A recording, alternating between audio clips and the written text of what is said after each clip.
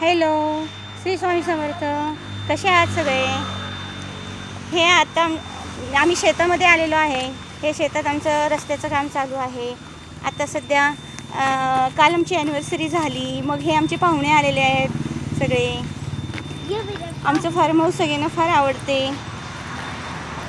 आम्ही सगळं फार्म हाऊसवरती चुलीवरनं स्वयंपाक वगैरे करतो. मग ह्यांना सगळ्यांना फार मजा येते. ही लहान मुलं आहेत ना, ह्यांना इतकं छान वाटतं ना इथे. खूप भारी वाटतं त्यांना, खूप आवडतं त्यांना इकडे.